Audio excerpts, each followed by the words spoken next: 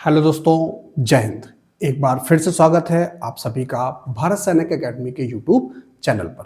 दोस्तों, हर साल हजारों बच्चे जो हैं वो ऑल इंडिया सैनिक स्कूल और राष्ट्रीय मिलिट्री स्कूल्स के एग्जाम में पार्टिसिपेट करने से या फॉर्म भरने से वंचित रह जाते हैं और उसका कारण है एग्जाम की एलिजिबिलिटी क्राइटेरिया को समझना।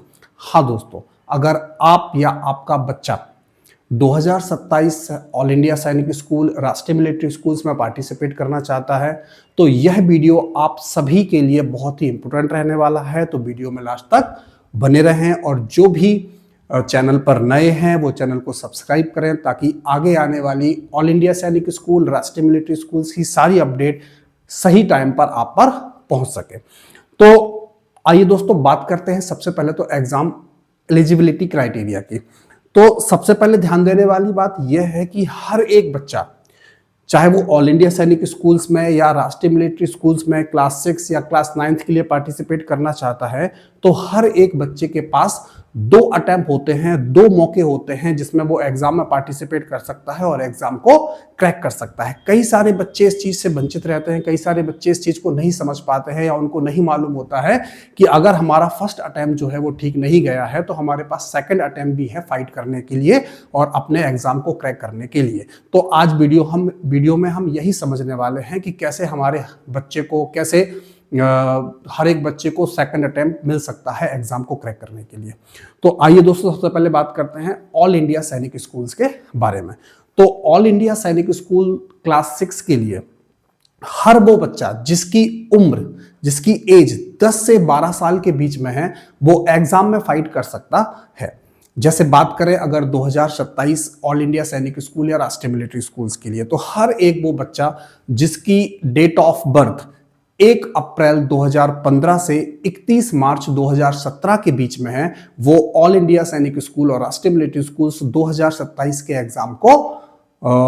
एग्जाम में पार्टिसिपेट कर सकता है। इसकी एलिजिबिलिटी क्राइटेरिया क्या होगी? तो सबसे पहले तो बच्चे का जो बर्थ है, बच्चे की जो डीओबी है वो 1 अप्रैल 2015 से 31 मार्च 2017 के बीच में होना चाहिए। सेकंड, बच्चा जो है वो क्लास 5 पास आउट होना चाहिए।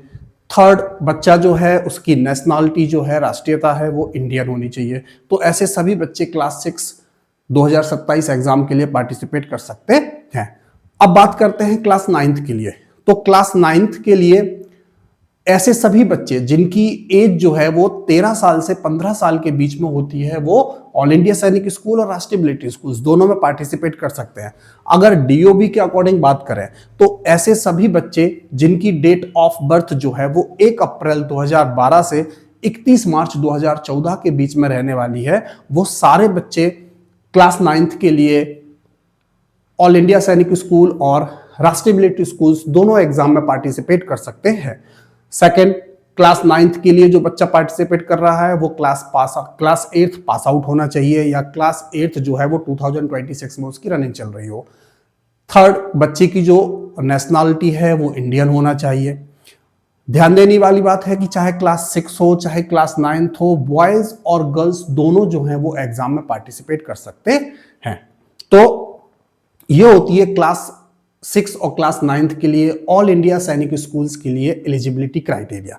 तो जब बच्चा 10 से 11 साल के बीच में होता है तब वो एक बार क्लास 6 के लिए एग्जाम में फाइट कर सकता है और एक बार जब बच्चा 11 से 12 साल के बीच में होता है तब वो क्लास 6 के लिए फाइट कर सकता है। तो ऐसे हर एक बच्चे को क्लास 6 और क्लास 9 सेम 2 अटेम्प्ट मिलते हैं एग्जाम को क्रैक करने के लिए। तो अगर बच्चा एक बार फर्स्ट अटेम्प्ट में सही नहीं कर पाता है या उसके मार्क्स जो है वो सिलेक्शंस के लेवल पर नहीं है, तो बच्चे के पास सेकंड अटेम्प्ट होता है ताकि वो एग्जाम में फिर से फाइट कर सके और इतने मार्क्स ला सके ताकि वो आसानी से सिलेक्ट हो सके।